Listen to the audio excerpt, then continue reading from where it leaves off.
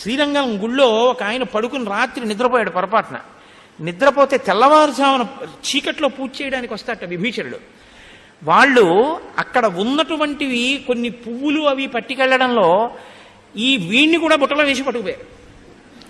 అంటే వాళ్ళ పర్వతాకారముల ముందు ఈయన చిన్న కీటకం పట్టుకెళ్ళిపోతే ఆయన్ని కాంచనలంకకు పట్టుకుపోయారు. పూజామందిరంలో పెట్టారు ఆ బుట్ట. విభీషణుడు రామపాదాలని అర్చన చేస్తున్నాడు. అర్చన చేస్తూ బుట్టలో చెయ్యి పెట్టి తీస్తే ఈయన వచ్చాడు. హడిలిపోయి కాళ్ళ మీద పడి ఆ ఆకారాన్ని చూసి అదిరిపోయి ఏడ్చాడు.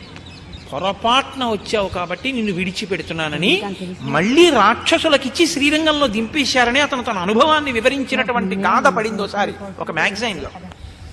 అయితే మన దౌర్భాగ్యం ఏమిటంటే ఇలాంటి వాటికి వేటికి తగినంత ప్రచారం ఉండదు. అక్కర్లేనివి, అనవసరమైనవి, పనికిమాలిన వాళ్ళ మాటలు పెద్ద పెద్ద అక్షరాలతో వేసుకుంటాం మనం.